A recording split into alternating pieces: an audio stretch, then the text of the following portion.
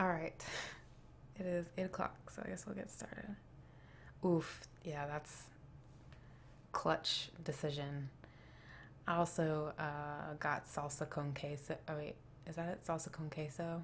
Queso con salsa? I don't remember what it's called, but I tried that for the first time. I've always shied away from it because it's like that weird orange color, and I'm like, I don't know if this is horrible for me. It is, but it was so fucking good. Whew. But yeah, definitely hard and soft is probably the smartest way to go. I used to love Crunchwrap Supreme, but they don't make them as well anymore, in my opinion. Okay, yeah. Anyway, sorry. Tacos. Um, Hi everyone, welcome. I hope you guys are doing as well as you can be doing right now. I know it's crazy. Um, Tonight we're going to talk about extroverts and introverts. And this will have to do with sensory functions, relationships, the big five, and social media are some of the topics that we'll be kind of including into this conversation. Um, as I was mentioning just a couple minutes ago, I don't know if I have 2 hours worth of material, but we'll just do what we do. If you guys have anything you want to contribute, because I think this is a very accessible conversation. A lot of people have heard of these concepts before and relate to one or the other. So you're welcome to share how you feel and what you think you are or where you think you fall between extroverted and introverted. This was actually something that was requested. I don't know if she's here right now, but one of the people who has been coming and watching these streams, who came from the ASMR channel actually, was talking to me about the fact that she feels like she's a huge introvert and her significant other is a massive extrovert. And she was kind of wanting me to dive into that because I guess it can be a little confusing when you're one dating the other. So this whole conversation is not going to be about relationships in a romantic sense or anything like that. We've done a lot of that. But at the same time, I am going to address that at some point because that was kind of the whole inspiration for this night's talk. And yes, introverts are doing a good job and hermits are doing a good job of social distancing and staying at home. So I guess for myself, just so you guys know where I think I fall, I have a lot of introverted tendencies now, but I do believe that when I was a kid, I was shy but extroverted by a lot of the definitions of extroversion. I've always been very talkative by nature, but during certain points in my life, I kind of like Maya Angelou'd and wouldn't talk as much. I also am an adept listener, which is an introverted quality, and I think I've always had that. But I did used to pop off at the mouth a lot more than I do now, and I definitely, as a kid, really liked being in the limelight when it was with people I was comfortable with. So any like home movies or anything like that, I was the one who was being incredibly obnoxious and like trying to be the center of attention for the camera kind of thing, which I think a lot of kids do that. But those are some of the things that I think were definitely very extroverted about me as a child. But then, life comes and is like, and I think I became much more introverted or I tapped into those tendencies more. And in terms of like the social aspect, because that's a big part of it that we'll talk about, I do need my alone time and downtime. I have a good time if I'm having a good time, like with people. I can have a really good time and kind of like not want it to end because I'm enjoying the social interaction. But I don't know if that's maybe just because I'm lonely, not necessarily because I am being like revitalized by those interactions, if that makes sense. And yeah, we'll definitely talk about that, Agent Pringle, for sure. So an extrovert is, I got, our standard Oxford English Dictionary definitions. I think most people probably know this, but just in case not. An extrovert is a person who is characterized as being sociable and unreserved, and an introvert is someone who's characterized as being withdrawn or reserved. I don't know how much I agree with that all the way, but those are the like actual definitions of these words as they are accepted in the most prestigious dictionary available. So let's see here. Where should we start? Well, as Agent Pringle was just saying, it's very, very rare to be either an extrovert or an introvert 100% of the way. This concept came about in the early 1920s, and you guys might know this guy named Carl Jung. I don't know if it's Jung or Young. I always say Jung, but it's spelled Jung. He was one of like the kind of founding dudes when it comes to the brain and psychology and all that, and really where he shined and did his thing was with personality types and traits and characteristics. And he was the one who birthed this idea of extroversion and introversion. Oh, good. Yay, Young. So he started talking about all of this in medical discourse or just in sort of, psychology practices in the early 1920s. And even he at the time said, as the father of this concept, that these are either ends of the bell curve.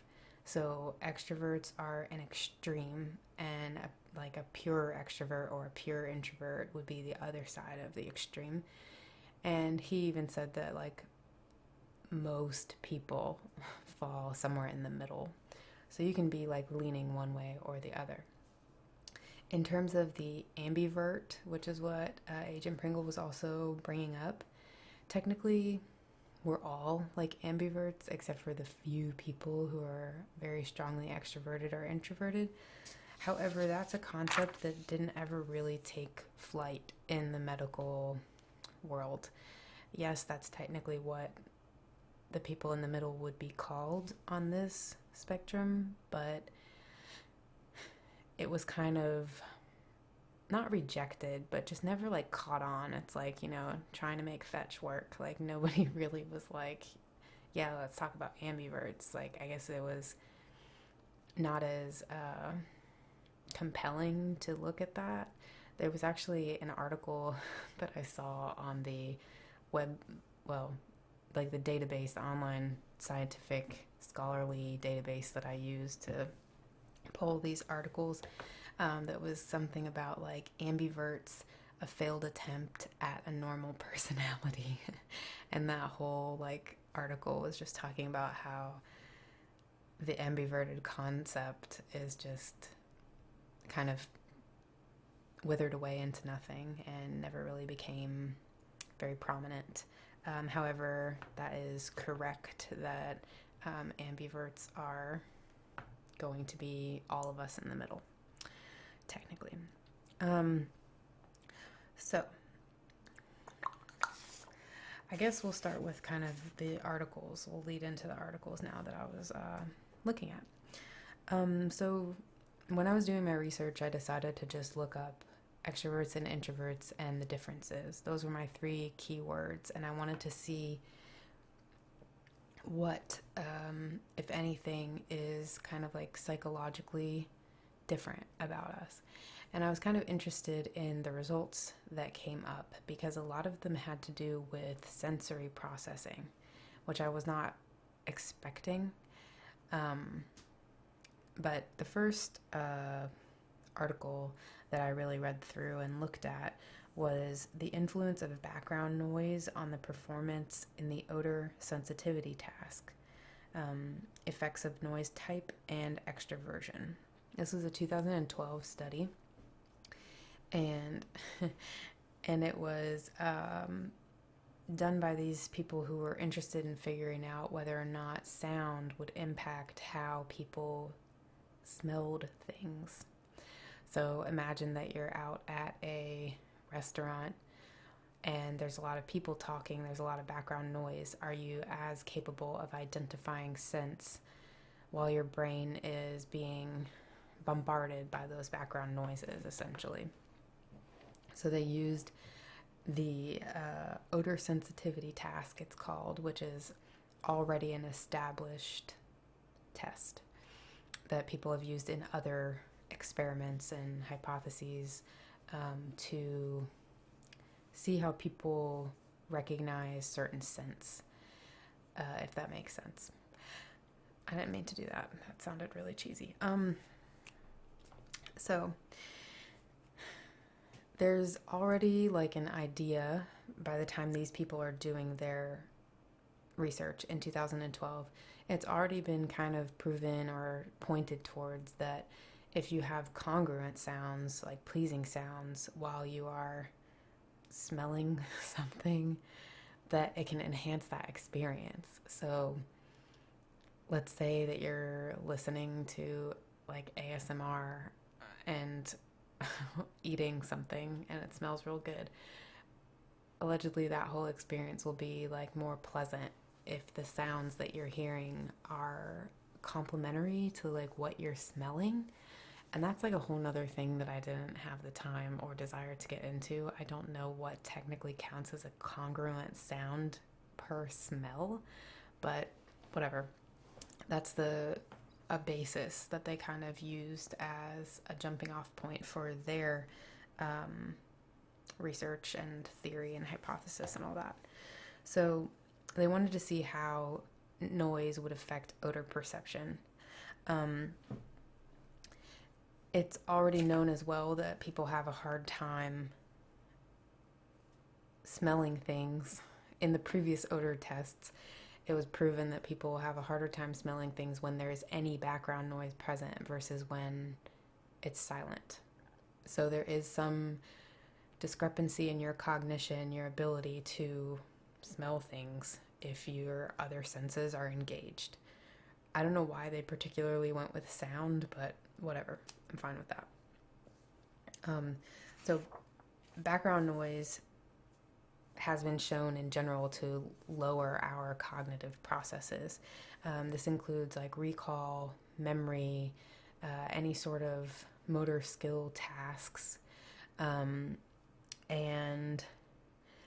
these people wanted to know if smell is also affected. I really don't know what their real life application for that was. It didn't say, but they noted the fact that music can improve our focus and our mood and our productivity if we're doing something that's monotonous or repetitive or routine. So if you don't really have to use your brain for something, for example, when I'm working at my job right now, I often have to source pictures for things, items, products. And while I'm doing that, I don't really have to think very much. It's a very mundane thing. I just screenshot, size it, name it, whatever. So I can listen to music or watch videos on YouTube or whatever, and it doesn't affect my productivity at all. However, it's also proven that even music that you like, or even music without words or whatever, will interrupt your ability to be as productive as possible if you need to use your brain to do that thing at all. So it's a good idea to not actually have any music playing or anything when you are studying, learning, whatever. Which was weird to me because I was always one of those kids in high school who listened to music all the time when I was doing homework and studying for tests and anything. I always felt like I could concentrate better, almost like it was a white noise in the background that kept my brain from wandering, so I would be able to stay more focused on what I was doing. But apparently that's not true. I don't know. Did anyone else have that? I don't know. And yeah, that's funny. Turn that music down. I can't smell my food. Yeah.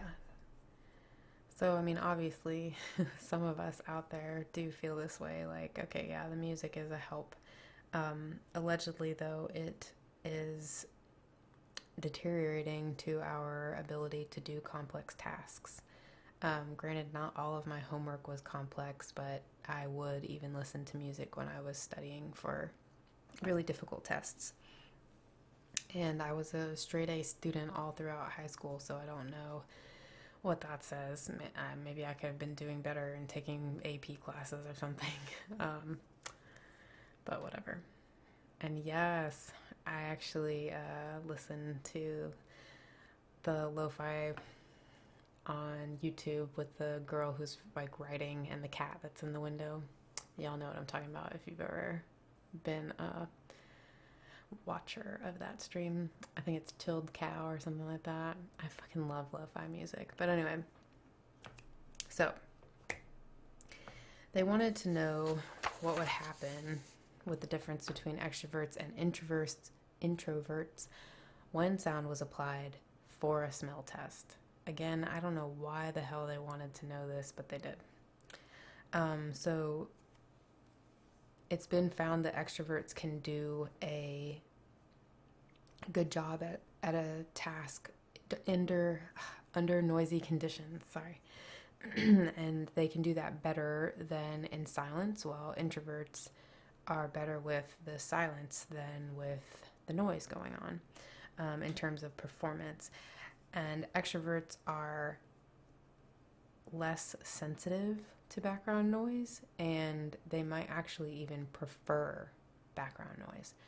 So maybe even though one study is saying like, oh, any sort of music is going to aggravate the situation and make you less capable or not as easy to do something complex, there's also kind of a little bit of a contradiction in the idea that extroverted people specifically can, not always, but can excel with background noise and may even seek background noise when doing tasks. So for those of you who agreed with me that that's something you used to do is listen to music, maybe that's a little extroverted quality that we have in some way. I don't know. So there was an earlier study to this 2012 one, another earlier study that was in 1970. And this particular study showed that male introverts, particularly, are significantly less sensitive to olfactory stimuli. So they are less capable of smelling things when there's background noise present than extroverted males. So the extroverted males weren't really affected when there was background noise, but the introverted males were noticeably affected when there was background noise, and it came to their ability to pass this odor sensitivity test that they were doing. And that finding that happened in 1970 was also true for this 2012 study, which I thought was pretty interesting because that seems pretty, I don't know, unrefutable.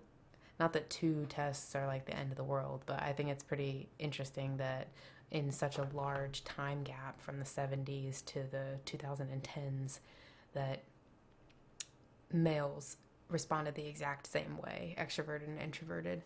I don't know. Anyway, so this particular study was using verbal and nonverbal background sounds. They wanted to see if there was a difference. So one of the background sounds that they would play would be party sounds is what they called it. And it was essentially like the things that you'd hear if you were at a party, like loud talking and clinking and whatever. Party sounds. I don't go to parties a lot. You know what I mean, though. And then the other sound was an audiobook playing. So, of course, a little more subdued, not as much crazy noise, just kind of like a very steady noise. And then the third condition under which they were smelling things was silence. So the composition of this, I almost said something completely different. The composition of this group of people was 39 people, but 27 of them were females. They were all right-handed because apparently right-handed and left-handed people have differences in their ability to smell, which I didn't know. But people who are right-handed will pick up on a familiar smell faster than people who are left-handed. I'm sure that there are plenty of great lefty perks, though, that right-handed people don't have. But apparently this is just something that exists. So they had all right-handed people. All of their subjects were between the ages of 19 and 41. They were all in good health, and they all did not have any sort of chronic conditions or current impairments to their senses in any way. The odors that they were presented were in these felt tip pens, and it was just like a chemical smell, but they were in different concentrations, I guess, from what I could understand anyway. And the results were that the introverts and extroverts were not very different between silent and noisy. However, the type of noise mattered. So when it came to the party sounds, both introverts and extroverts performed relatively the same. When it came to the silence, about the same as well. However, when it came to the audiobook, there was like a huge divergence. The introverts did markedly worse when there was an audiobook playing, and the extroverts did markedly better when there was an audiobook playing. So I'd be interested if you guys have any thoughts actually about that, because I've still been thinking to this very moment about what that means, because they didn't really get into that in the paper. That wasn't the point, and they didn't really know what they were going to find, so they would have to do a whole nother research to figure out why that was the case. At first I was thinking like maybe the introverts get really wrapped up in the story that they're hearing, and it makes it more difficult for them to concentrate on the task at hand.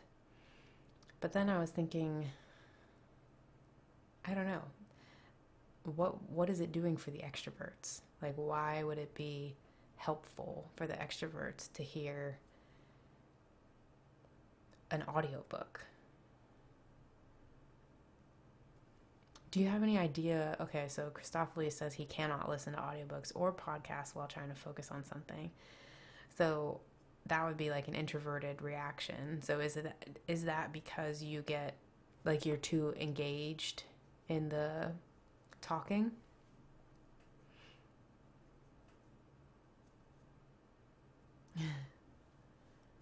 Yeah, sorry about that. Took the words out of your fingertips, I guess. I would be interested, definitely, to find out why the extroverts had an easier time. I wonder if it's just the stableness of the sound that is helpful, because I did see in a later article that I was reading that I didn't take really many notes about because it wasn't totally worth talking about.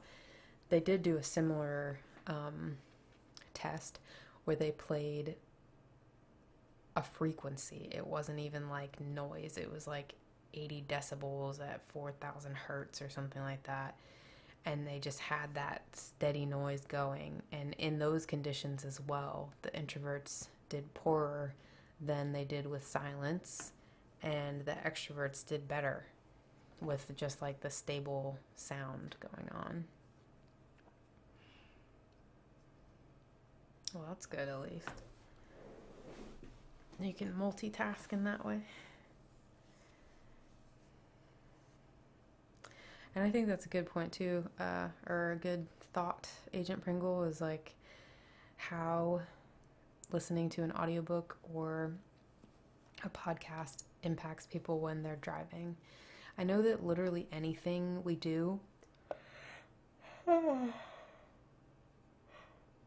Sorry, excuse me. I know that anything we do while we're driving impacts our ability to pay attention.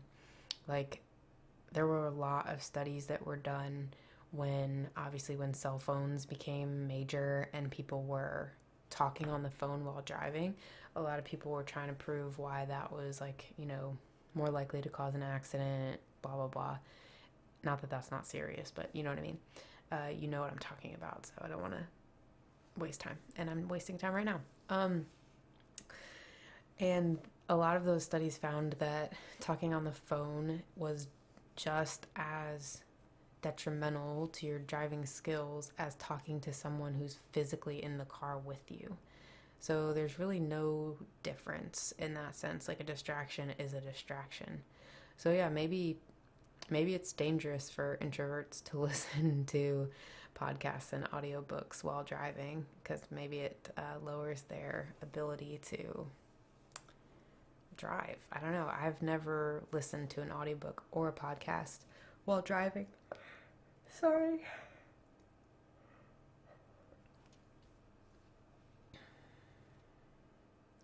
Yeah, I think most people, whenever they get lost, it's like, all right, turn everything off. Like, I'm freaking out. I do that for sure. Yeah, so, okay. Anyway, maybe no one really gives a crap about this, but I thought it was interesting. So the more extroverted people were, the better they did while the audiobook was playing.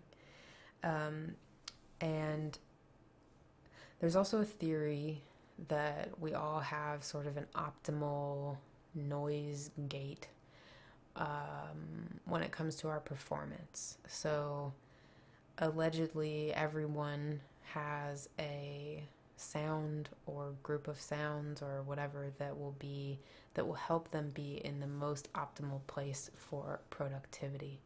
So apparently it's audiobooks for extroverts, and maybe it's a form of music for introverts, I don't know.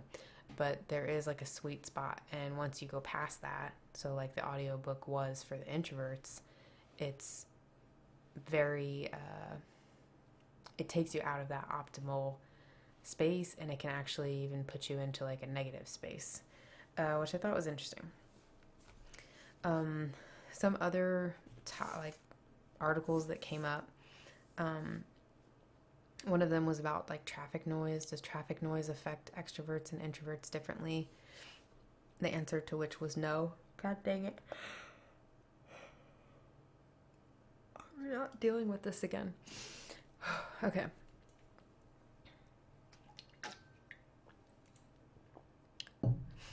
Yeah, I see what you mean.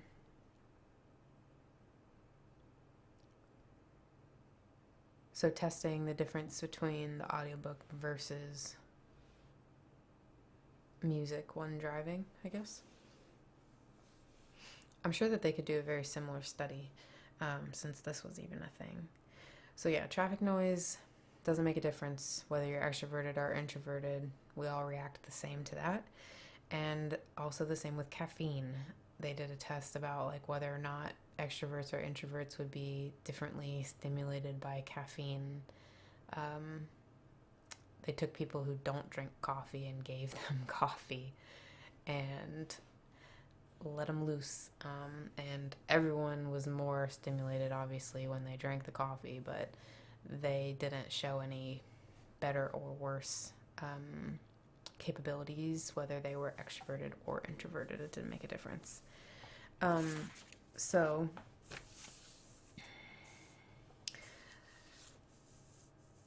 let me see here.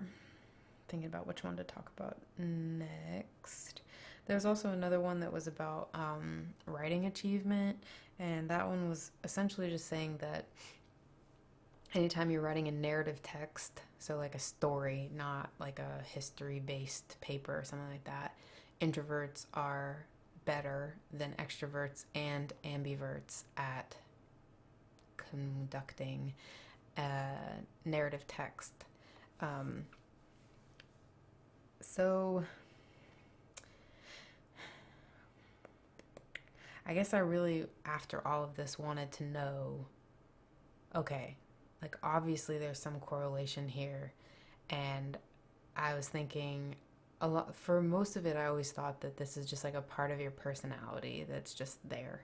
Like you're either one way or you're kind of the other way, and that's just it. It just happens. I thought maybe part of it had to do with kind of how you were brought up or whatever, but I wanted to find out, like, are there differences in our actual brains? Like, are we actually built differently, whether we're extroverted or introverted? And the answer to that is yes. One like scholarly article was saying that there are higher levels of psychophysiological activity in introverts, and all that really means is that our mental processes, I guess, are like more stimulated, technically higher functioning, but that doesn't sound good because it makes it sound like one's better than the other, which is not, which we'll talk about in a second. And yeah, it just reconfirmed that like selective or noise can help with selective attention as well on this kind of scale. So the brain differences, though, I thought were pretty cool. Hello, that's okay. So essentially, the way that we respond to dopamine, which I think most people probably know what dopamine is, but just in case you don't, it's a chemical that's naturally occurring in your brain that makes you happy. The way that extroverted brains and introverted brains react to dopamine is actually different. One source that I was reading said that essentially extroverts need more dopamine to feel happy, so they're kind of like chasing that and fulfilling it, whereas introverts, they're like, okay, yep, I'm good to go, kind of thing. I don't know if that's exactly right, but essentially dopamine is like our reward system, I guess, for the brain. So when we get external rewards, that has to do with dopamine. It's not an internally based chemical, I guess. It has to do with outside things affecting us inward. This has to do with things like earning money or climbing a social ladder or being the person at work who gets chosen to do a big project. Anything like that, including actually like attracting a partner as well. So you might have a friend who's like constantly chasing love, and that might be part of why. So whether or not you're extroverted or introverted, there are some qualities that dopamine will produce in us both. It makes you more talkative. It makes you more alert to like your surroundings. It kind of just like sets everything on. It dilates your pupils. It will make you feel more motivated, and it will also make you want to take more risks, essentially. So this is known as like the fight or flight sort of thing. And the opposite to this is called acetylcholine. Acetylcholine. That's a different chemical in the brain, that's kind of like dopamine's cousin, I guess. And extroverts and introverts have the same amount of these chemicals. It's just the way that we react to them that's different. So the people who are extroverted enjoy that reward feeling, the external reward feeling, and maybe like the one source was saying they need to acquire more of it to feel good. But either way, it's kind of like imagine that you take a drug and you really like that drug, so you want more of that drug.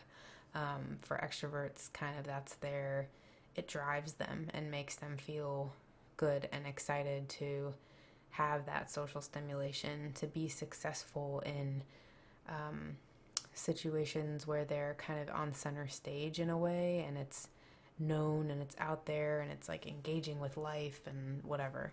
That is very rewarding to people who are extroverted.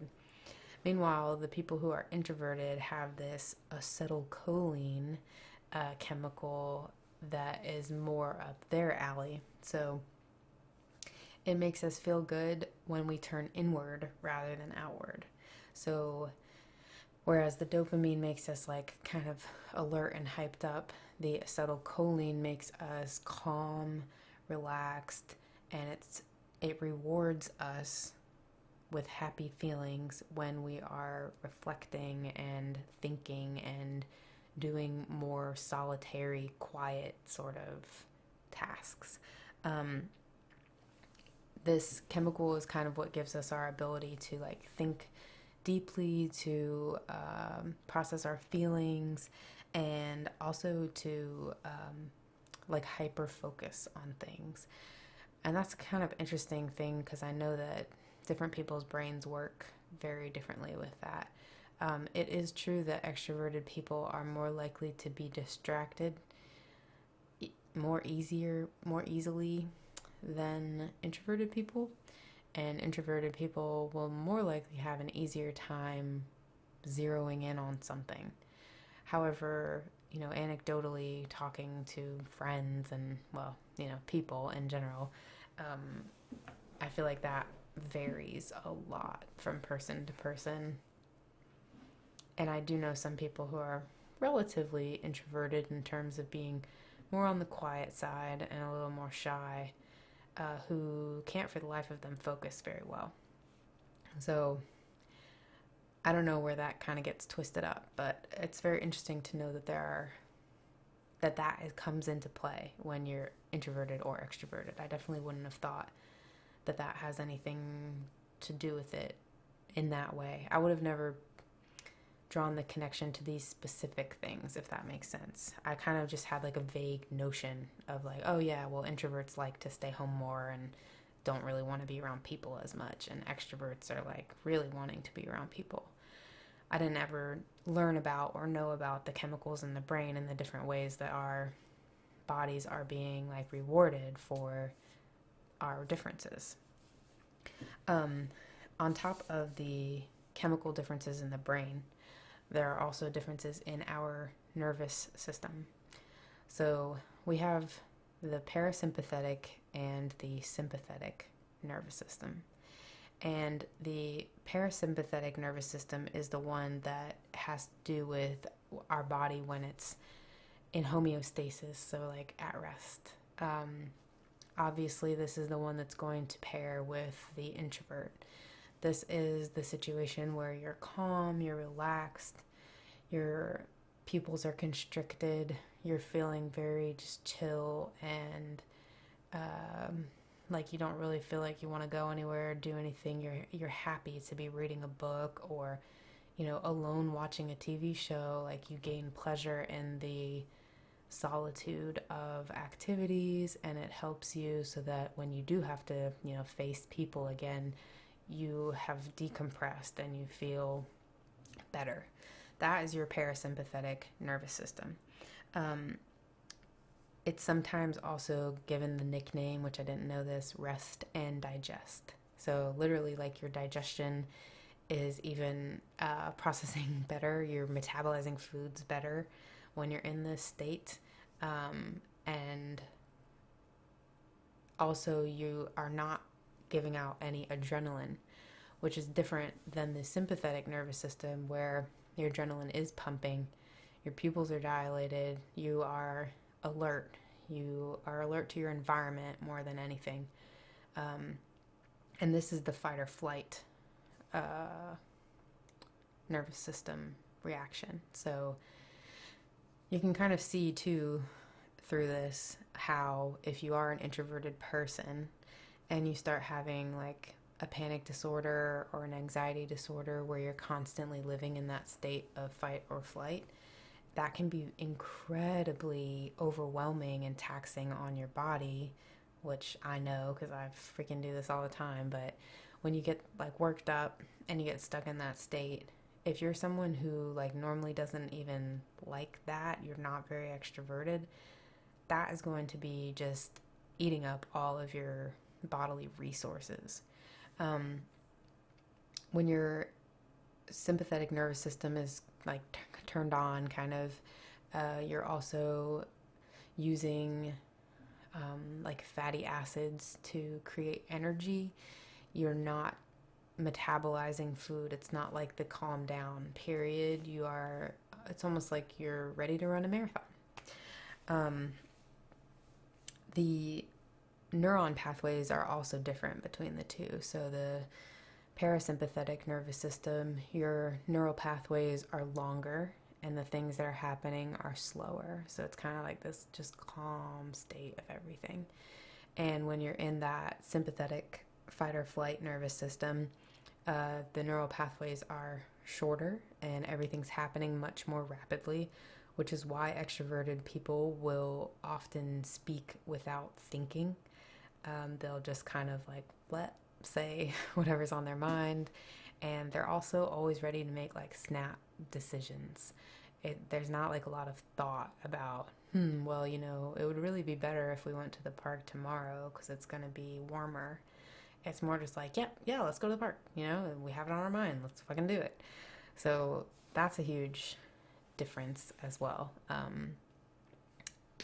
And it's kind of interesting to see how like we know the characteristics of each of these things, but then when you pair it with the science, that's like really cool, I think. Maybe I'm just being a huge nerd, but I think it's pretty dope to see that there's actually like things happening up here that are creating these differences. It's not just like, oh yeah, well, I really like being around people. Your brain literally acts different. Your body literally acts different based on whether you're one or the other, or leaning towards one or the other, I should say. So let's see. The other thing that I wanted to talk about study-wise, this is the last study that I was going to talk about. Oh shit. Did my stream just freeze for anyone? Because it's frozen on mine. It just came back. I'm going to wait a second though in case it's fucking up because it looks like it's skipping. No. Oh yeah. Is everything fine now though?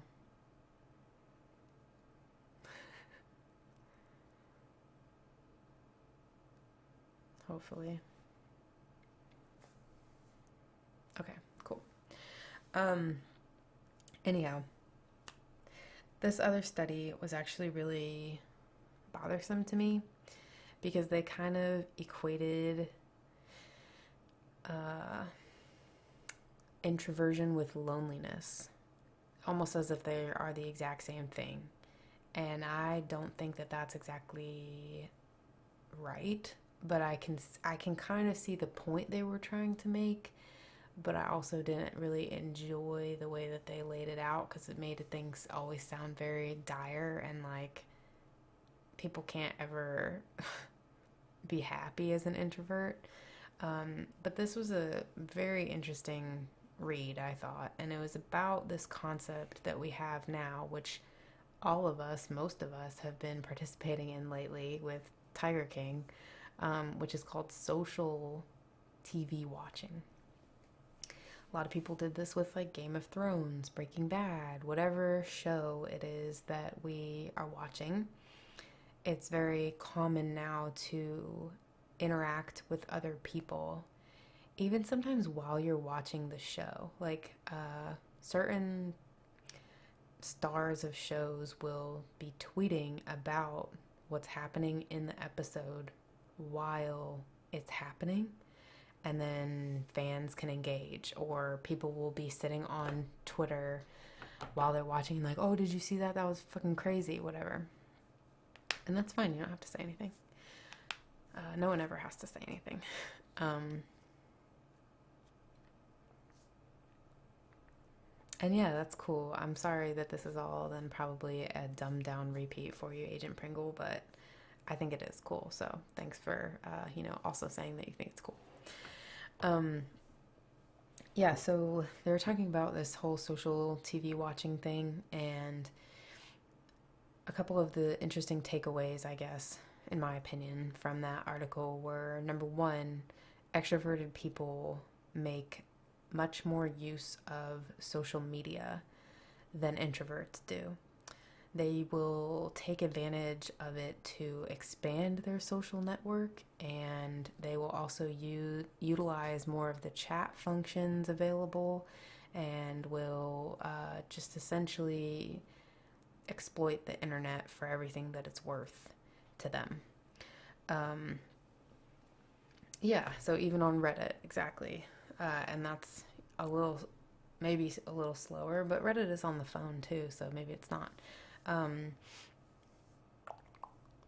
So yeah, social media for extroverted people is kind of like a little mini gold mine where they can even more so be social with other people. But then they still have the point of this article was, but then they still have their like social life in reality, which I don't know if I agree with that, but we'll come to that in a second. Secondly, they were talking about the fact that introverts don't use social media for all it's worth, essentially. Introverts are less likely to use the chat functions. They're less likely to make use of the internet in all of the ways that it can be used. And there was a few different hypotheses that they were throwing around. One of them was this idea that the poor get poorer and the rich get richer.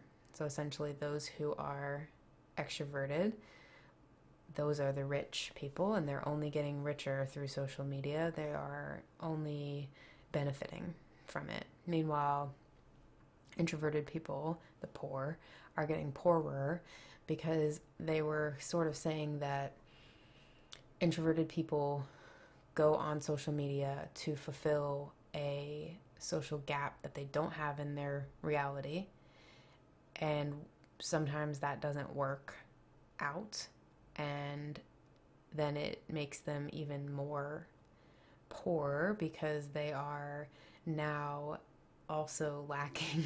It's like they essentially waste time and then develop bad social habits by being on social media, and then they can't go apply things in real life either, which I think this is all like really mean, kind of. Hey, Dr. Bonham. And maybe it's just because like I feel like, I'm in this picture and I don't like it, kind of thing. But I thought that was kind of I don't know. I guess the reason why I have such strong opinions on this is, number one, I don't have any friends in my real life.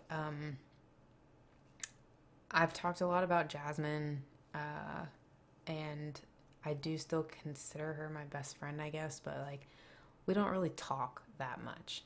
I haven't seen her in 2.5 years in person, and she only lives like an hour and a half away. So it's like, we're not attached at the hip or anything. I don't hang out with her regularly.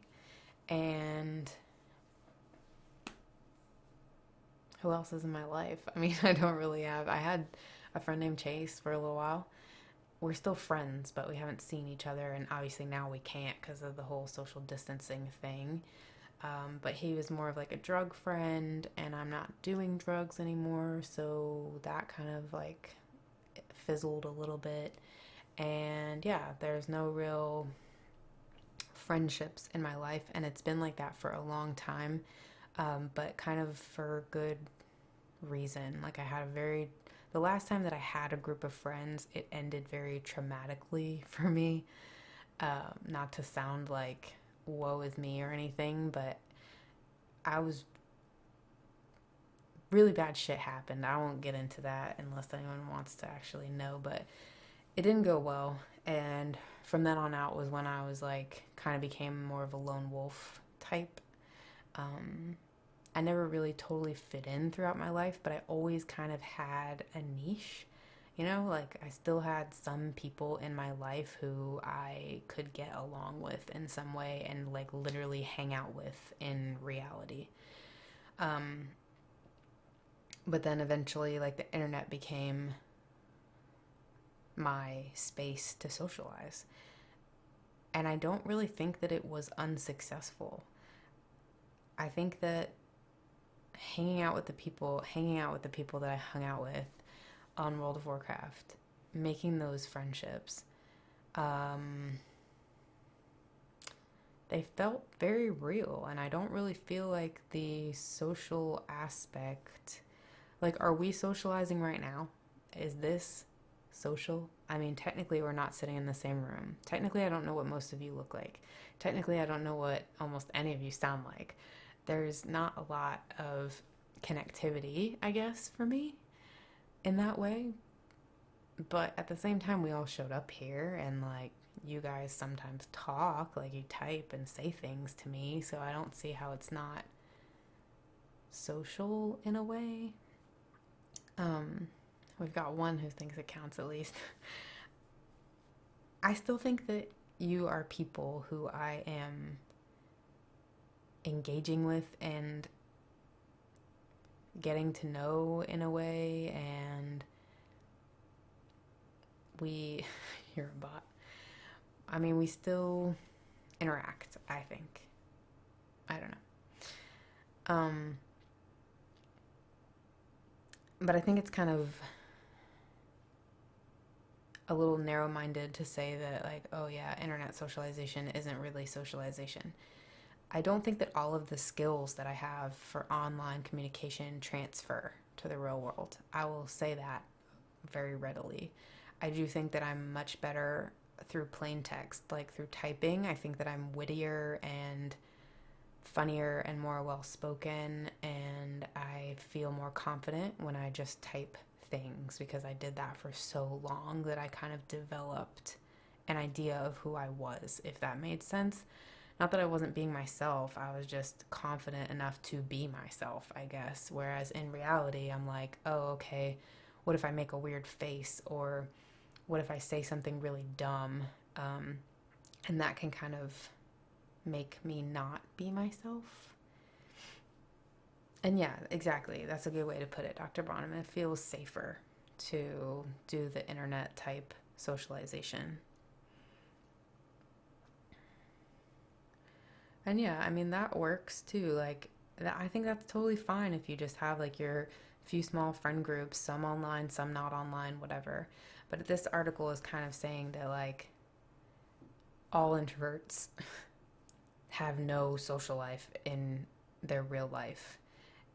For me, that's true, but I don't know if that's true for everyone, and I wouldn't say that. I think that that's an unfair kind of equation. They literally started calling, even in the title of the article, they referred to introverts as lonely people.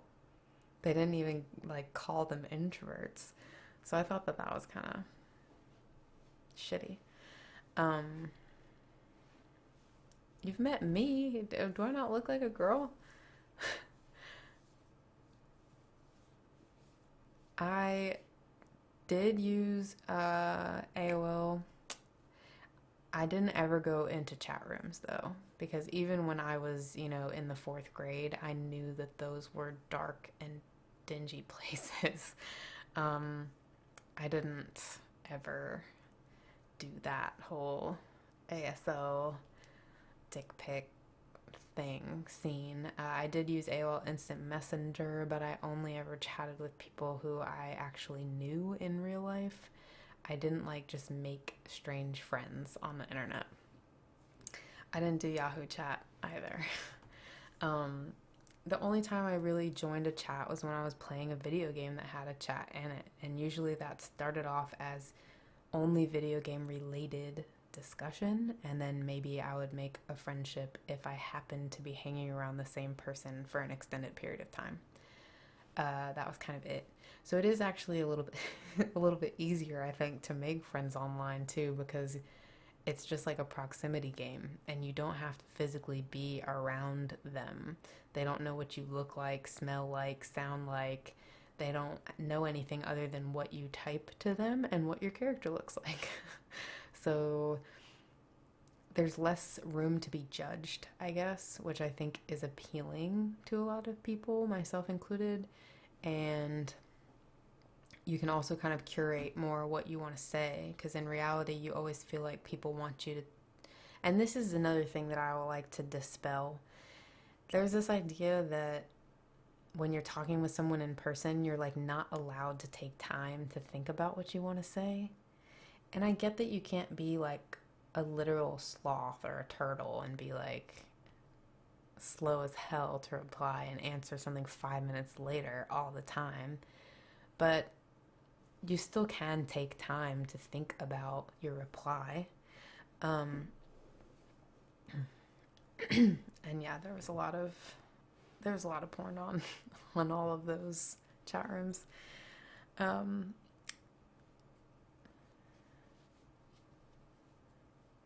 hey, thanks.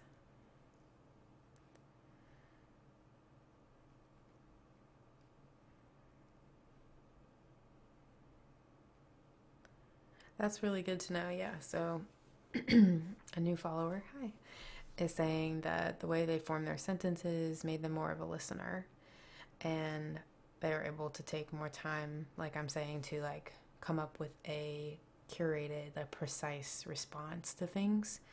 And yeah, I think that that's exactly it, is you have an option to take your time more so when you're online, and that can be a skill that you can then bring into your real life and know that like people are not gonna jump down your throat just because you don't answer something right away.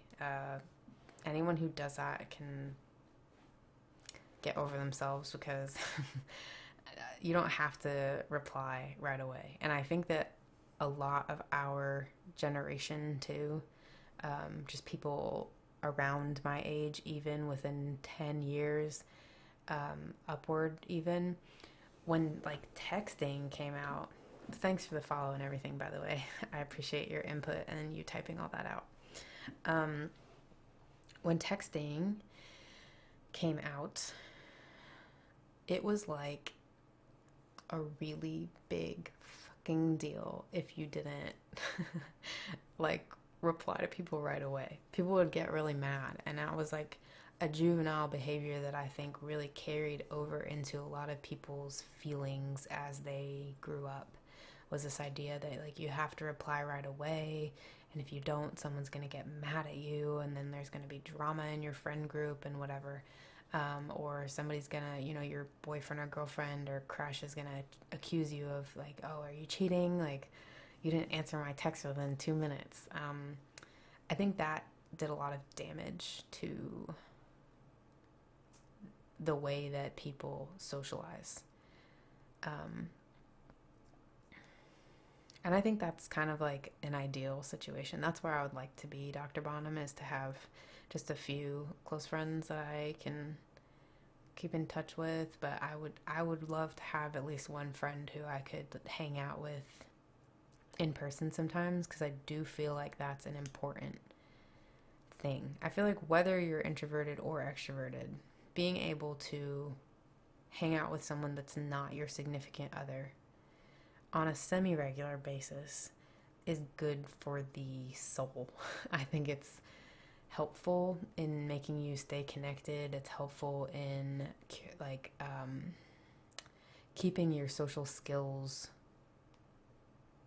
well oiled, I guess. People tend to get into the internet thing, and as this article was kind of trying to say, it can take away from your ability to socialize in reality. But I just don't think that that's always the case. And yeah, I agree.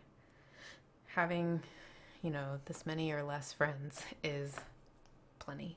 Because then I feel like they're quality relationships. Whoever has time to have, 80 friends, how many of those relationships are really like quality? Granted, that person might not care about quality over quantity. They might just enjoy come and go kind of situation. Oddly enough, my older brother is one of those people. I don't talk about him a lot, I don't think, but he is so opposite to me, and he hates me as a human being. He has told me multiple times that he would never be my friend if we weren't related. and we're not friends now anymore because I stopped trying to be friends with him. But he is absolutely that guy who just, people just come and go, and he just does not give a shit. He has nobody that he's like close with. Granted, I know that he's lonely. I can tell, but at the same time, like, that is his preferred way to live for some reason. Like, he can't. And this is where I think it gets even more complicated than extroverted and introverted. I think some people don't have the emotional capacity to get real with other people. So that's the reason I think he doesn't like me, is because I'm very emotionally realistic and I talk about everything and I don't shy away from the truth. And he cannot get on that level. Like, he does not enjoy, he feels very uncomfortable dealing with emotions. So I don't know if that has some correlation to being extroverted or introverted either. I don't know. He's a Leo, I think. I think he's a Leo. But yeah, he's a very interesting fellow, and he has been my firsthand experience of seeing that kind of person who's just like goes to the bars and talks to everyone and just kind of whatever, you know, nobody's really that important to me, but nobody's not important to me. I will, you know, be friends with people to get things, essentially. He doesn't ever really seem shy to talk to anyone. And that's also his part, that is his job. You know, he works for Moet Hennessy, and his entire job is to go around to bars and like schmooze people and get them to drink Hennessy and to get the bars to buy Hennessy products. So I wonder what he's doing right now during all of this.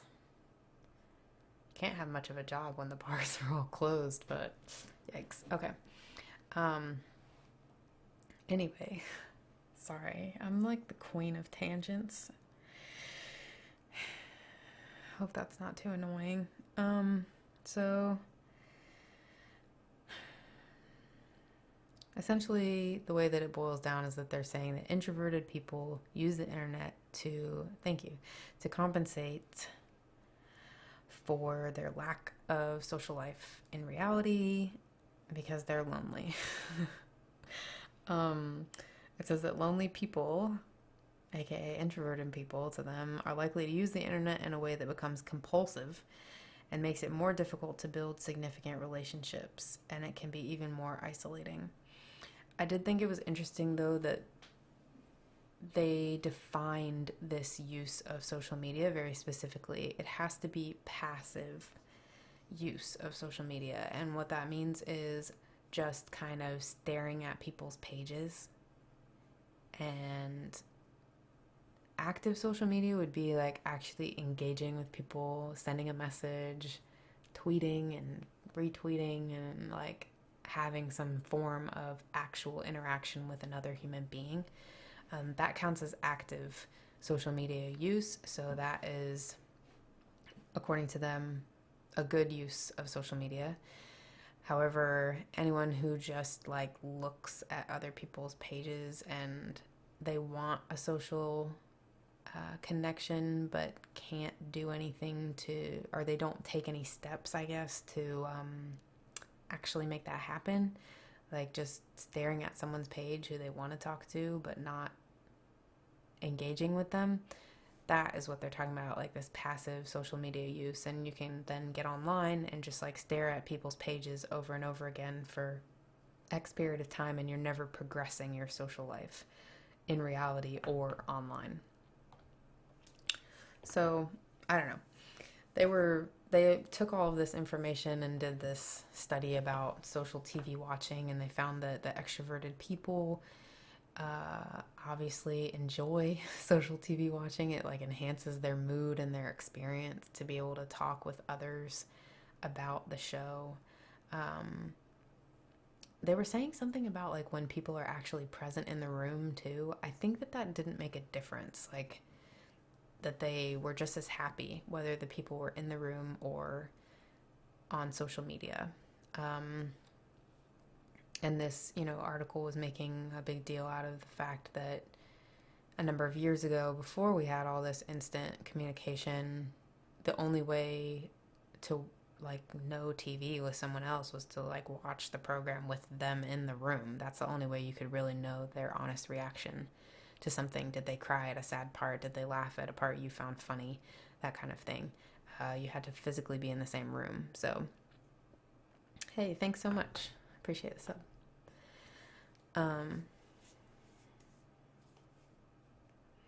And that's what I think, Dr. Bonham. I think that being lonely and being introverted are not the same thing. And I do think that introverted people can enjoy being alone without being lonely. That was my thought.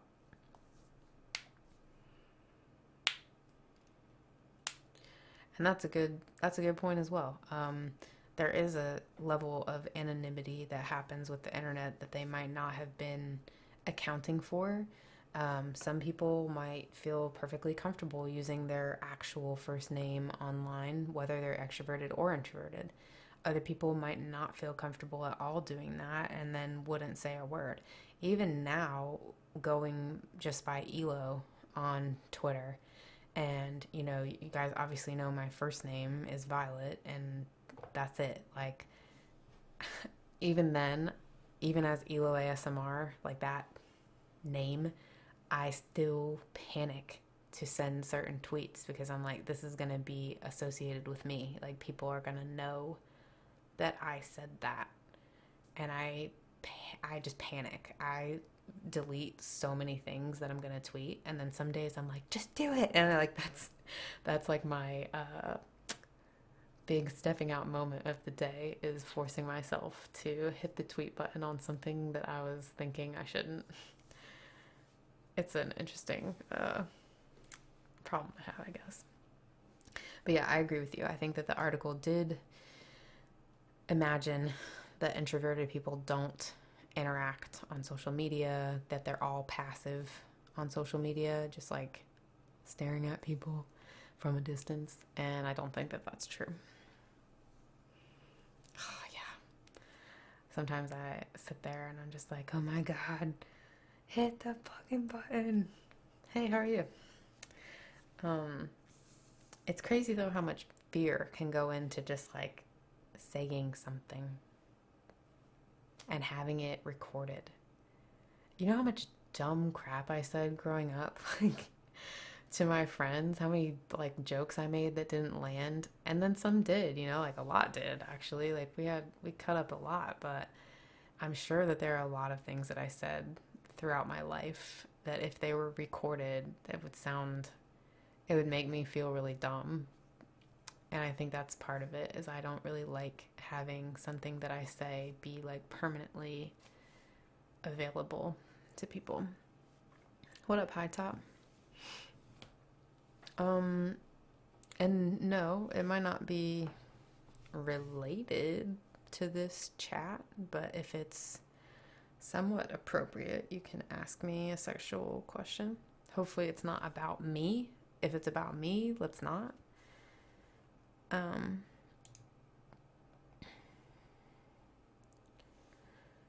Oh, shaking the camera, sorry. That's cool. I think Netflix still I was reading that Netflix still has an option like that. I don't know if that's an actual question or if you're just trying to be funny, but if you want my actual answer to that, I think yes and no. I think that there is a certain threshold where it will be difficult for someone to... I'm actually answering this because I don't really give a shit, and I don't know if this person is for real or not. If it continues after this, then obviously we'll just... But I think, yeah, there's a certain threshold where it will be difficult at that point on either end of the spectrum. I think that there's a happy medium for most people, non-porn people. And I don't think that that's the most important part, though. I think there's a lot you can do better than just that. So hopefully that answers your question. Okay. Next, we talked about the brain differences. We talked about all of the articles. So there was one other thing that I wanted to talk about before. Yeah, just be average. Average is fine. There was one other thing I want to talk about before I get into the actual specifics of what prompted this whole conversation. So nowadays there are the big 5 personality traits, and this is the spectrum of personality traits that has kind of started to dominate in the world of psychology. The extrovert and introvert thing obviously is a nice component to understanding ourselves and understanding others, and there are obviously correlations between our body chemistry, our brain, the way that we think, and the way that we operate that aligns with these concepts. However, most psychologists, psychiatrists, people in medicine now kind of lean towards this big 5 personality traits kind of wheel almost. And essentially it has 5 main traits that each of them are on their own spectrum of where you can be. I don't know if I missed anything because of all that, by the way, and I'm sorry if I did. Oh, I was just saying about the Netflix Xbox thing that I was reading, that does exist, that you can like intentionally start something across multiple Netflix accounts at the same time and watch something together. But anyway, so these big 5 personality traits work on a high-low scale. So either you have a high amount of that thing or a low amount or somewhere in the middle of that thing. And I didn't know these, so the first one is openness. And this has to do with just your willingness to be open, and that could mean open to opportunities, people, whatever, and that goes on again on a scale. I think that they said that has a lot to do with creativity as well, if I remember right. The second one is conscientiousness, and if someone's conscientious, it means that they're kind of meticulous. They pay attention to things. They're very they remember stuff. They're more, I don't know, I almost think of it as a rigid quality, but I know that that's because I relate that to this woman named fucking Mim Halcom, who accused me one time of, I don't even remember what it was, of not charging her or of charging her for some freaking meal that she had a guest for. And she said, "I'm very conscientious." And I was like, bitch, I am very good at writing shit down, and I have a record that happened. So anyway, conscientiousness doesn't have to have the same loathing that I have for that word, but it's also on a scale. You can be more or less. I think the people who are less conscientious are more just kind of like free-spirited, uninhibited, less likely to follow like a schedule, and more likely to do things on a whim, I think. And yeah, the big 5 might be an answer to that question as well, just it all runs together, I guess. The next one is extroversion, and this is exactly what we've been talking about. It's extroverted to introverted scale, and it's exactly the same way that we just talked about it. So this whole concept technically counts as only one of the big 5 traits, if that makes sense. Oh, my Mim Halcom voice. The next one is agreeableness, which I didn't know was a word, but apparently it is. And people who are on the low end of the agreeableness tend to be more competitive and more manipulative. People who are more agreeable are, like it sounds, kind of go with the flow, like surfer-y vibes of just like, yeah, whatever, yeah, I'll play the game, but I don't care if I win or not, that kind of thing. And then the last one is called neuroticism, which I'm wondering if they're ever going to change this, because I think the word neurotic has really bad connotations, but it is kind of what it sounds like. Neuroticism is your level of depression and sadness and how much you cry and everything to do with kind of poor mental health is the neuroticism trait, and the other side of that is resiliency. So in previous streams I've talked a lot about, building resilience and how that happens over time, taking little steps, becoming more confident in yourself. And I think that that's the only one that it seems like a markedly better thing to move towards low neuroticism in terms of your mental health. Yeah, because I don't really think that whether or not you're competitive, maybe manipulative isn't a great thing to be, but in terms of how happy you are, I feel like low neuroticism is the only one that's going to really affect that. So, and no, I think that that's exactly right, the healing element. I don't think that I'm explaining it very well, but you summed it up perfectly. The sensitivity to negative emotion. So it's like, how much does your rain cloud rain kind of thing. That's a good way to put that. That's exactly what I was reading. So I'm sorry that I said it poorly, but thank you for saying it well. Okay. So getting finally into answering this girl's inquiry, which I don't even think she's here, but that's fine. Hopefully she'll catch the replay. She was asking me again, how is it that my extroverted partner is interested in me, an introvert? She's like, we feel so different. We don't act the same at all. Why would he want to be with me kind of thing? Is this compatible? That kind of thing. I don't remember exactly how she worded everything, so hopefully I'm not saying anything she wouldn't approve of, but I think that was the general gist of what was going on. So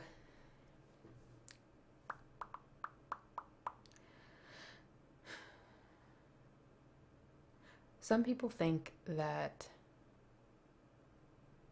opposites attract when it comes to romantic relationships, and other people feel really strongly that the more similar you are with someone, the easier it's going to be for y'all to get along and have like a happy romantic relationship. I think that either one can work really well, and I think that personalities are far too complex to say one or the other cliche is true. I think sometimes people need their opposite, and I think that that can balance people in a way. Other times people need someone who's gonna go with their same flow and be on the same page as them, and that will be the way that they become most powerful and happy and positive in their own life. So I don't really think that there's a set way that you have to be. However, sometimes you, as an introvert or an extrovert, will find yourself partnered with the opposite, someone who is extroverted or introverted. So when that happens, there are a lot of positives and negatives that these people can bring to one another. And yeah, I agree. It's never that simple. And then at the same time, I think what Dr. Bonham is saying is also true, that sometimes people can get irritated by dating an extreme. So like if most people kind of fall in the middle, there can be a threshold of like, okay, that person's too extroverted for me, or that person's too introverted for me. And a lot of the times you're not going to partner with that person, because the too introverted person you're going to think is boring, probably dull, and doesn't have a personality, and you're not going to want to be around them. But somebody else might think that they're like the catch of a lifetime. And then on the other hand, you might have an extroverted person who is just way too obnoxious for you, and then someone else might think like, wow, that's my perfect partner. It really does depend on a variety of things, but people can have like a limit, I feel like, to what they what appeals to them. For some reason, saying that sentence too, I just thought about the fact that when I was younger, I really believed, based on all of like the media and movies and things that I consumed, that guys and girls only were gonna like each other based on how they looked, and how they kind of like presented themselves. So if you weren't like a dainty, blonde, big boobed, because that was in at the time, girl with, sex appeal, that you were never, ever, ever going to find a partner. And the reality of finding someone is so much different than that. I would have never, ever, ever expected life to be the way that it actually is when it comes to romantic relationships, because it's so misconstrued in a lot of entertainment.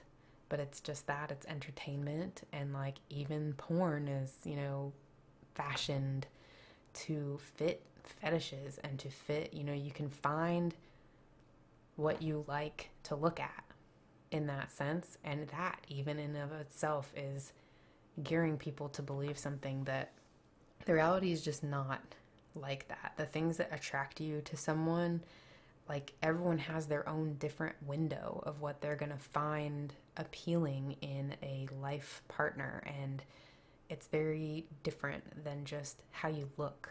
I feel like so many people get caught up on that. How do I look? And like, how can I make myself look better? And I mean, take care of yourself, but that's not the only thing. Anyway. And yes, that's a really good point, Agent Pringle. Introverted people, one of the things that they can offer to extroverts is a space for clarity and kind of like a sanctuary. Even people who are extremely extroverted need a break at some points in time, and the introvert can provide a nice place for that person to come back to and feel calm and relaxed. And if the extrovert has a problem, they're likely going to be in their fight or flight kind of feeling about it, and they might react to their feelings very quickly. They might not think about what is going on in the situation. So the introvert then can swoop in and offer them rational thought and the ability to calm down and step away from the emotional side of it, or not make a bad snap decision. That's super important, and I'm glad you like that. I think that's what I believe most, is that everyone has a window, and within that window are all the different people who could work for you. And I don't think it's just like one person is your only person possible, and whatever. So a misconception is that all introverts are shy and all extroverts want to be the life of the party. That's not always true. That doesn't always remain the case.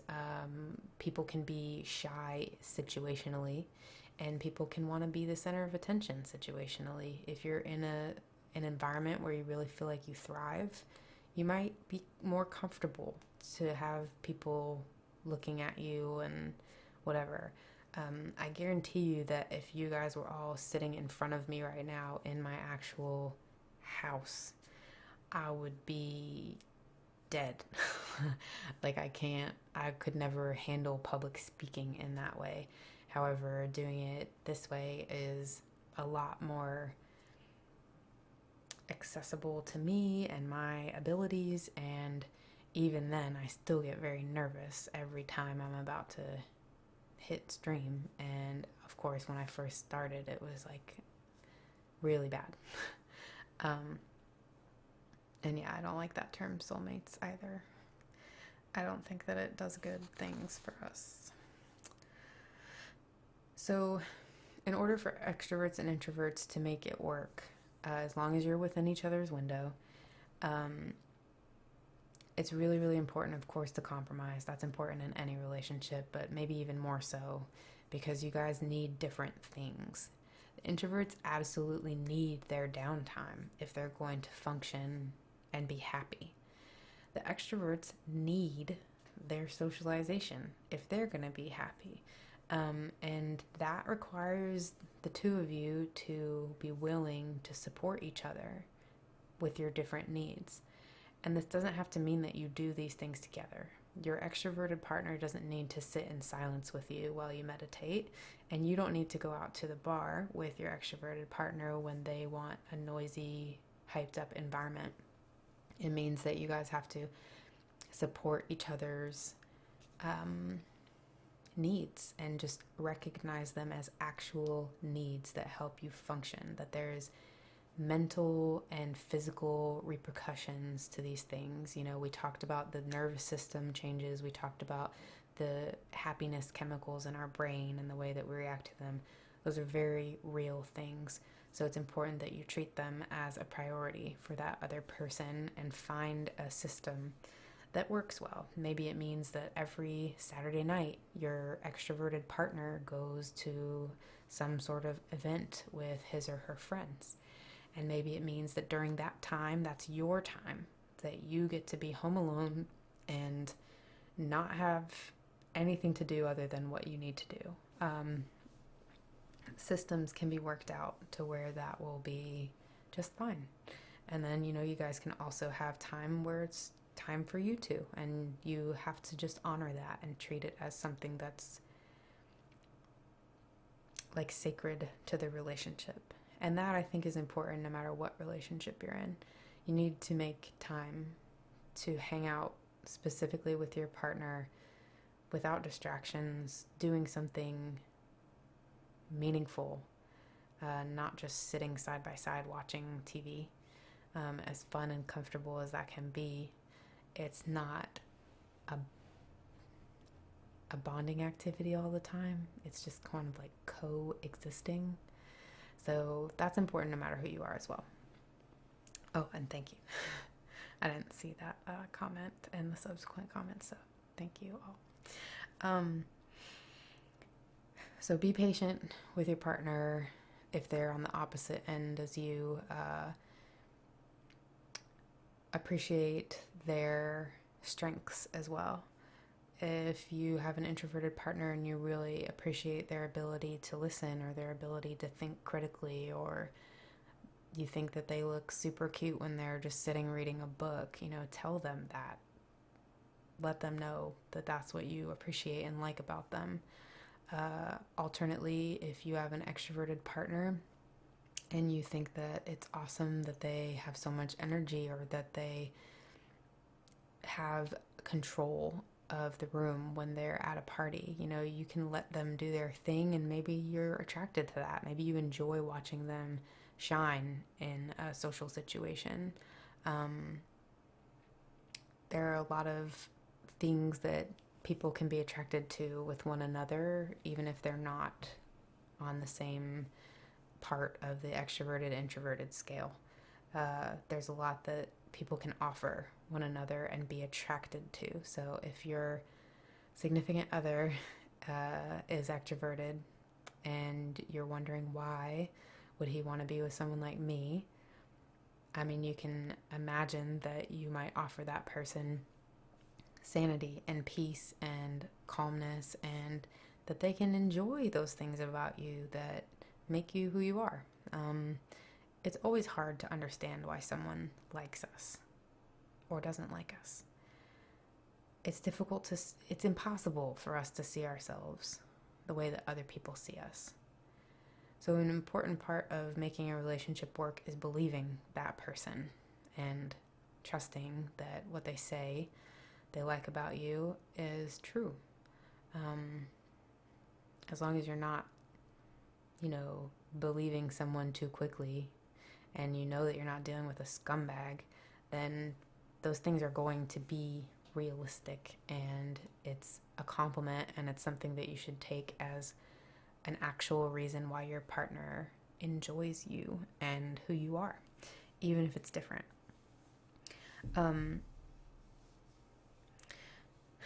There was one quote that killed me.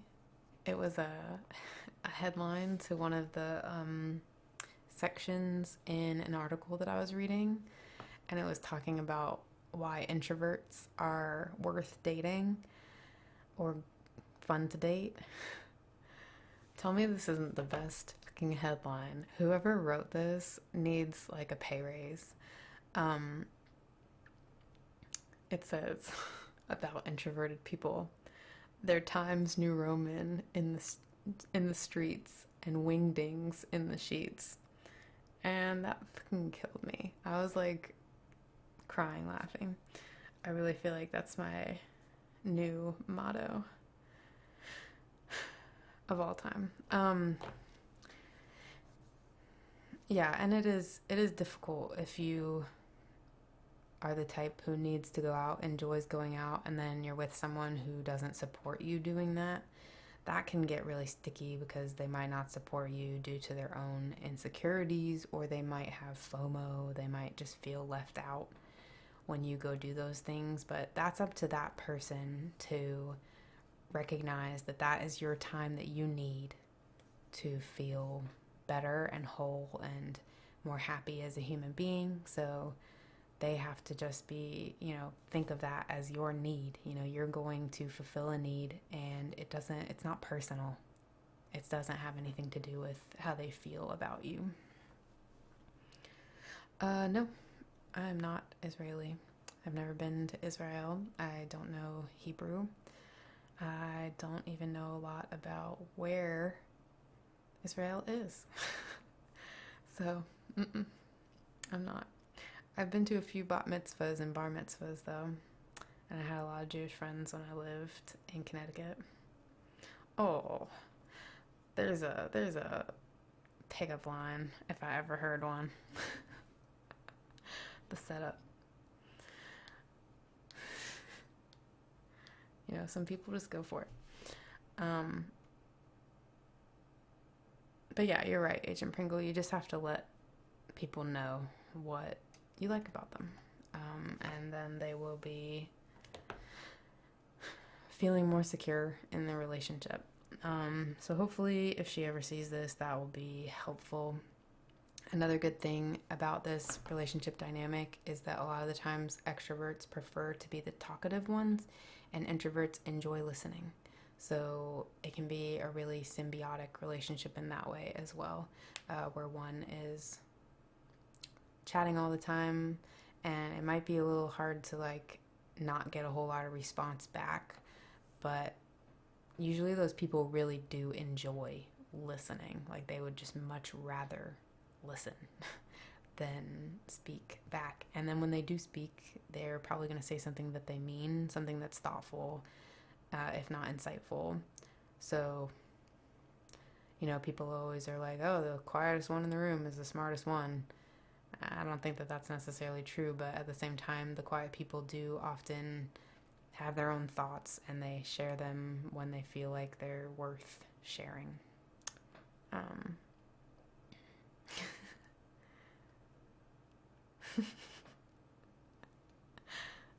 You guys are hilarious. Yeah. I definitely had never heard that one before, so I agree. Originality up there. Good question. So is there a correlation between empathy levels and introversion and extroversion personalities? I didn't see anything. Hey, Tanner, what's up?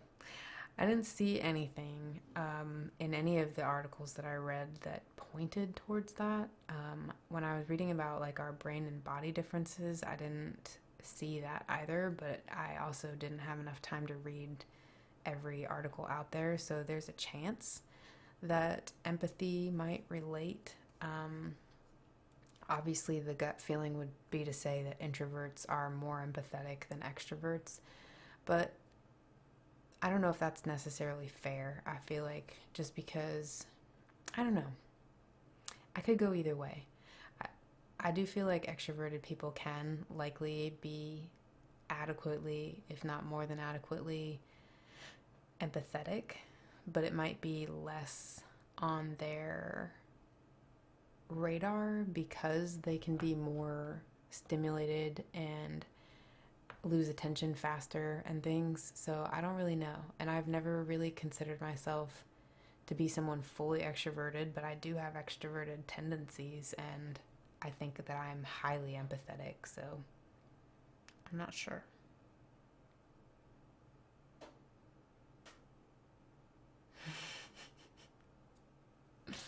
That is impressive.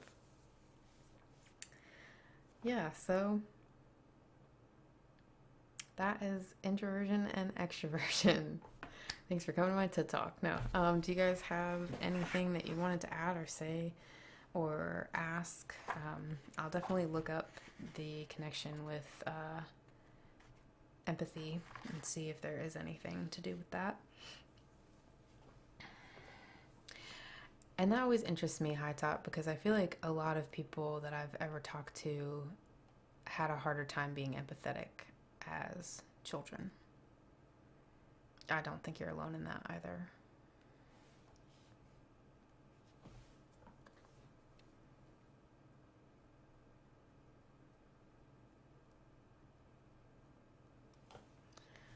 Yeah, and I was kind of thinking the same thing, healing.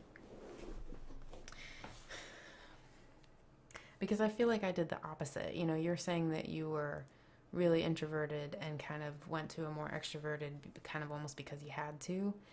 And I agree that that can happen because I feel like even within the last year, I've been trying, maybe the last 6 months, 4 months, 5 months, something like that.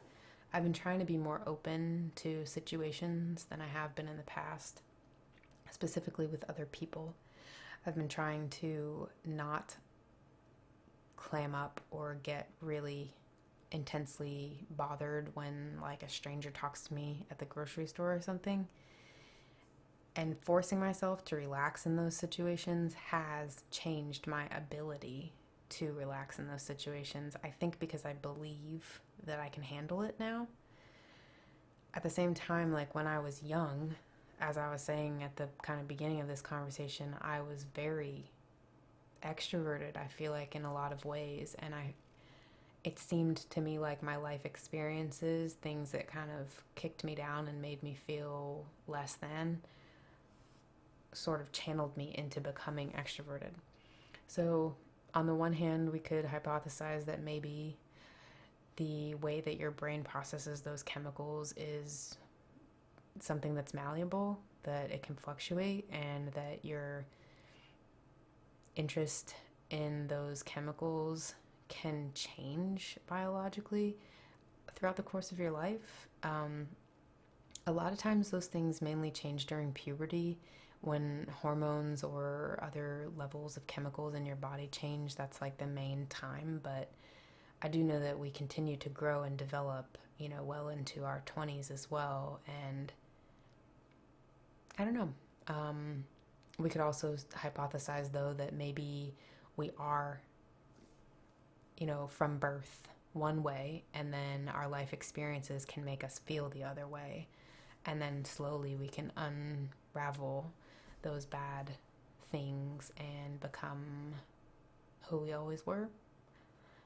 It sounds really prophetic and lame, but and also I don't know if you are even feel similarly to that. Like, do you feel like you were an introvert from birth, or did you ever feel like you had extroverted tendencies?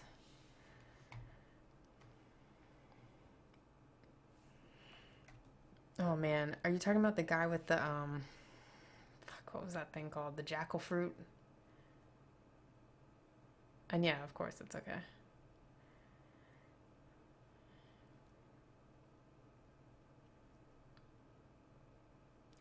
I think he actually was wearing an AC/DC t-shirt, but he had like these massive glasses like this that were like, you know, that faded gradient, kind of like Hyde from that 70s show. And he had like a ponytail in the back that was kind of long. And This dude, I was just getting some kiwis. I was minding my own damn business, okay, like I always am. And this guy just comes up to me and he's like, "You ever see one of these?" And there's these massive, I think it was jackal fruit. I'm gonna look it up really quick just to make sure I'm telling this right. Jackal fruit. Have you guys ever seen one of these things? Yeah, I think that's exactly what it is. Oh, jackfruit, whatever. This thing is, first of all, it's disgusting. It's covered in bumps, which I hate. And it's massive. It's like a 5 freaking pound fruit. You could kill someone with it. Literally, you could use it as a bludgeon. And this guy just comes up to me and is like, starts talking to me about this freaking jackfruit. And he's like, do you know all the ways that you can, he's like, "Are you vegan?" Like, no, not right now. He's like, "Okay, well, everyone vegan is trying to use these as like meat or something like that." And they're like, "I don't even know how you'd get this thing open. You'd need a machete." And then he starts like telling me the directions on how to prepare a jackfruit, which I'm like, fuck me, I really don't care. And he's just talking and talking. And then he's like, read the directions on there. It tells you to use, I forget even what it was. It was like it might have even been a machete, but the directions were very barbaric on how they told you how to like cut this thing open, because the inside layer of it is literally as like thick as a rubber tire apparently. So you need like a sword. I think it's a sword to like cut this thing open. And then he takes the directions that are rubber banded onto the jackfruit and like shoves them in my face and is telling me to read the directions, how funny they are, whatever. Finally, like 10 minutes later, I get myself out of that situation and I loop around the next aisle to get some fruit. And then at the top of the same fucking aisle, he was back. He was back. And he started talking to me about some freaking Whole Foods store and the fact that they put it in a terrible location and it was never going to get any business, and that it was, I was losing my freaking mind. But then as I'm weaving my way through the store, I booked it as soon as I could. But as I'm weaving my way through the store, I start to notice that every time I'm going down an aisle, he's coming up that same aisle. He was literally following me down like every single freaking aisle. And at the end, I just like gave up. I ditched getting my milk and eggs. I was like, forget it. I don't need it. Went straight to the checkout line, and I actually had the baggers at this place that I go to. And in the South, the baggers all offer to walk you out to your car with your groceries, which I think is very weird and intrusive. So I always say no. But I was like, girl, please come with me, because this guy was just stalking me. He was so weird. It was a terrible, terrible situation. This was before the whole epidemic, so I don't think coughing on him would have been useful, unfortunately. He seems like the kind of guy who would have been like, "Oh yeah, I'm down." Yeah, he was definitely intense. At one point I had to go back to the produce. It was like 20 minutes later. I couldn't find tomatillos. So I went back to the produce and he was still there talking to people. It was terrible. Yeah, I think that's about what you have to do, honestly. It is weird looking, and it was incredibly heavy and large. I'm definitely never going to try to use one or eat one or whatever, prepare one. Anyway, sorry for that random story, but it was definitely an interesting experience at the grocery store. And had I been more closed off, I definitely would have been very much uncomfortable. Not that I wasn't uncomfortable, but like jumping out of my skin uncomfortable, like sweating and feeling like I couldn't handle it. But just because I had that attitude of like, okay, just try this, just try to be nice to people who are nice to you. It was fine. It wasn't nearly as torturous, I should say. So yeah, I don't know. I'm interested to see in the rest of my life if I become more extroverted or not. I think I'll always have introverted tendencies. I think people will always wear me out. A number of weeks ago, I spent like 5 or 6 hours in a row with these people, and I was just so burnt out by the end of it. I could not even, I needed to go home. Like, I was very exhausted just from talking. So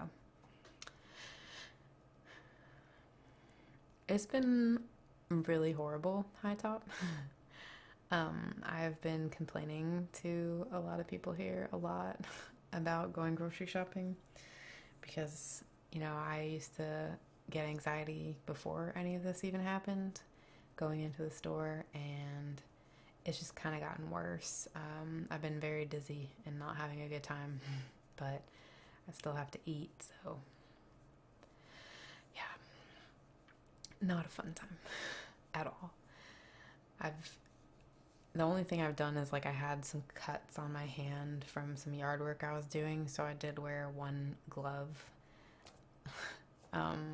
2 times ago that I went grocery shopping, because I was like, I better be safe than sorry. But I was so panicked about putting on the glove because I thought that was going to make me, like, stand out. Granted, there was plenty of other people wearing gloves and masks and all that stuff, but it just puts another, like, limelight on me, attention that I don't want. Yeah. And it's amazing how much my face starts to itch when I'm in the grocery store. I'm like, try not to touch it. I'm doing a lot of, like, this move.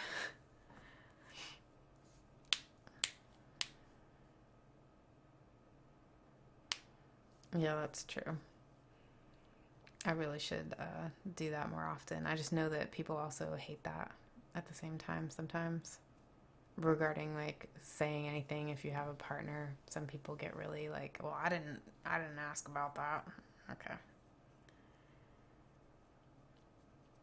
And yeah, that's true. Dr. Bonham, it's like, you don't have to be like, hey, how are you doing, with everyone you see. And now it's socially acceptable to not do that.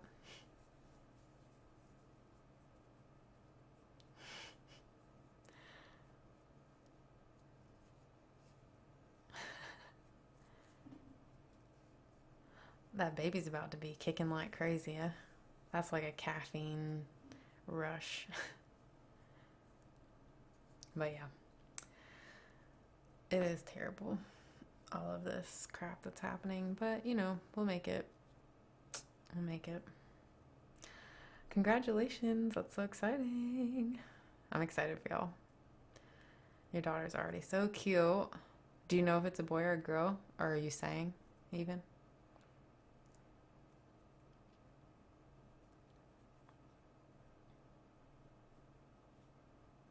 Oh, that's going to be so exciting. Okay, well, drive safe and don't touch your face. Wash your hands.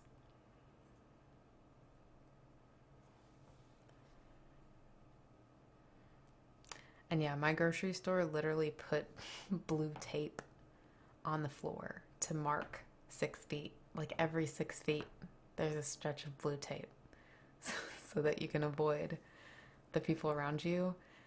And they also put up these, like, plastic barriers in front of all of the cashiers as, like, a shield, like as if you're at the bank or as if they're, like, the president and they are behind bulletproof glass or something. It's so freaking weird. And that makes the anxiety even worse, is, like, seeing all the abnormal things that are going on. It just makes it seem more real, I guess, and that's terrifying. So grocery shopping has not been fun. Are you guys okay, though? Is everyone kind of hanging in there? And that's smart to make the aisles one way. We did not have that, and I found myself holding my breath every time I would pass someone, and then I was about to pass out because I wasn't breathing. I don't blame you, honestly. It really is intense. And it's scary how many people in the area that I live just don't think that this is even a problem. So they just go about their life like nothing's wrong. It's very weird. And yeah, I don't mind that they're protecting their cashiers. I'm happy about that. It just looks weird to see a big sheet of plastic in between you and the cashier.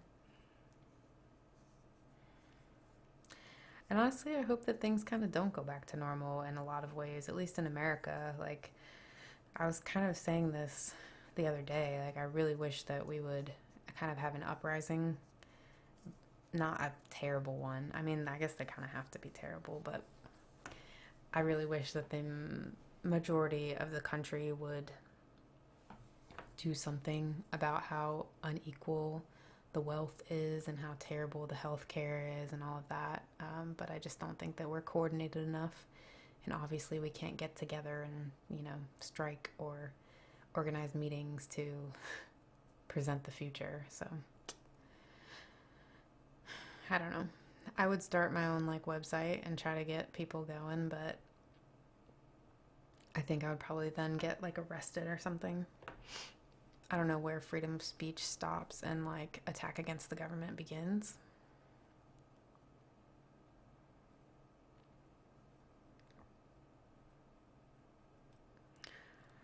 Yeah, America blows. I mean, it's okay. I shouldn't say that. Let me back up. There's a lot to be very thankful for in America, and a lot of the shit that we complain about in our social life is super privileged. Like the fact that we can argue about a lot of the things that we argue about is really, really privileged. There's a lot to be thankful for here. But when it comes to the way that this country is run and the systems that we have in place for education, for medicine, for government, everything, it's all very corrupt and very money based. And, capitalist has become very synonymous with just greedy and shit-headed. So it's got its problems for sure. And a lot of people are starving and poor and dying because they can't get medical care even without this whole thing going on. They can't have access to drugs because private companies hike up the prices to exorbitant amounts, which is disgusting. That kind of stuff is just terrible. Really, really terrible. Those are the things I wish that we could change coming out of this. And yeah, that's, again, I really wish that pay would change as well, and the benefits that people get for their jobs, Everyone acts like service workers are beneath everyone else. Oh, well, you're not doing, an academic job, or you're not doing something that's prestigious. And it's okay, but without me, where would you be? Yeah, it's sad. And yeah, that's exactly true. The fact that healthcare, you have to have a job to get healthcare. Hands down. It's just so expensive. So incredibly expensive. And your job is the only thing that makes it somewhat affordable. And now nobody has a freaking job. So you would think that would make most people want to change the system, but there's just so much misinformation and so many stupid people. Yeah, we'll figure something out. Actually, we probably won't, and a lot of people will probably die, and then we'll just keep doing the same goddamn thing that we've been doing, but oh well. We're all gonna die someday. Bleak.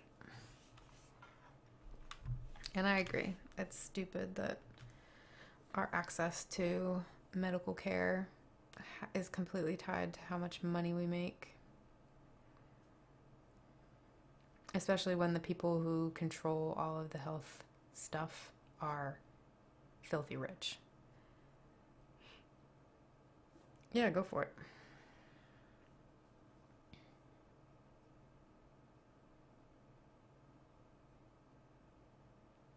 Yeah, we had so much time to do something about this, to protect ourselves better.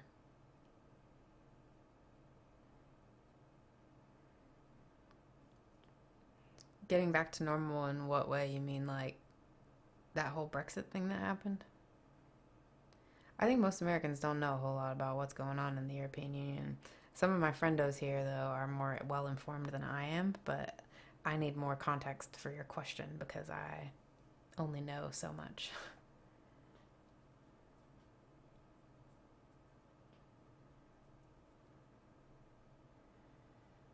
I don't really know what's been going on.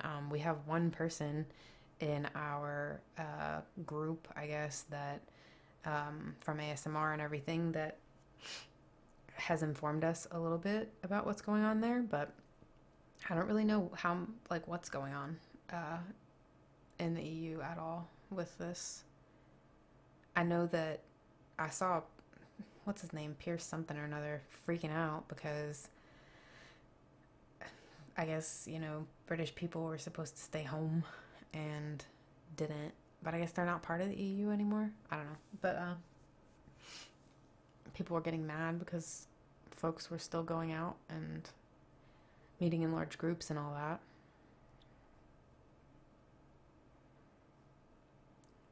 Yeah, that's how it is for most of the United States here now, is that everything's shut down and you can only do like carry out, and the only stores that are open are like the grocery stores. Um, but I think that we did it too late, and I think that it's probably happened too late in the EU too, if that's news for y'all.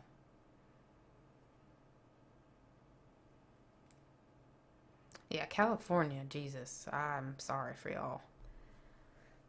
I don't know where you live in California, but it's doesn't sound super great out there. And I worry that if the homeless population out there, or when they become infected, that's going to be a whole nother shit show. There are so many freaking homeless people in California.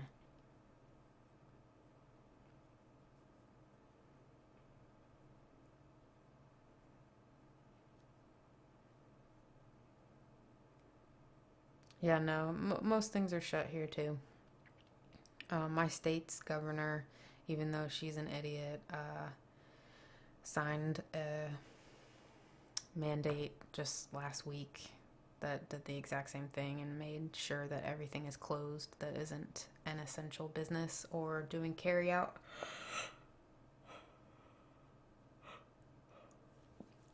Some areas of the United States, though, the people are still acting like it's no big deal.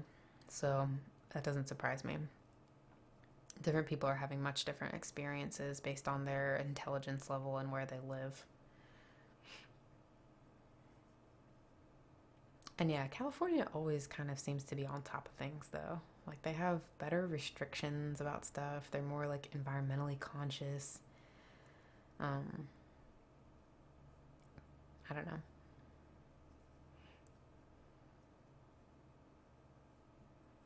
Yeah, New York is definitely the most fucked. But I'm sure that um, plenty of other places are gonna experience things very similar to what New York is experiencing. It's just gonna happen in waves, sadly. Because, yeah, like Georgia is just now doing their lockdown. And I'm in Alabama, and we just started ours for sure last week. Plenty of places were still open, and people were still going everywhere like it was just normal. So,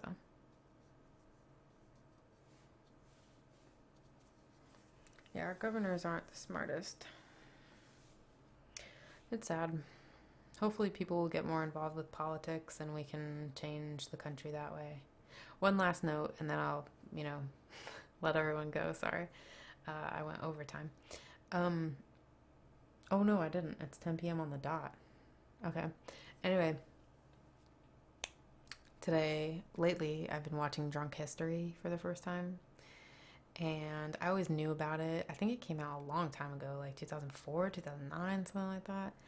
Um, but the show's super funny and it's very interesting. And in the episode that I just watched today, it was talking about the relationship between Thomas Jefferson and John Adams. And literally, it just showed me how long we have been exactly the same in America, because Thomas Jefferson was pissed when John Adams was going to be president. He didn't like that. They had very conflicting ideas about the Constitution, of all things. So Thomas Jefferson was like, I think he was the one that was like, yeah, you can kind of, it's not very, very literal. And then John Adams was the one that was like, it is super literal. Thomas Jefferson was like, well, don't tell me what to do because that obstructs my free speech. And then John Adams was like, I'm president and you can't say this, that, and the other thing. So they got into this fight. And then they started slandering one another in order to get the other one to not be the president anymore. So Thomas Jefferson told the papers to publish that John Adams was a hermaphrodite. And then John Adams told the papers to publish that Thomas Jefferson was dead. So they like went back and forth very, very pettily in order to fight over the exact same fucking things that we're fighting about now. Like children, like is what happens now. And yeah, that just blew my mind. I was like, wow, we've been in the same shitty system since the very beginning, and people have been arguing about the same shit since the beginning. Blows my mind.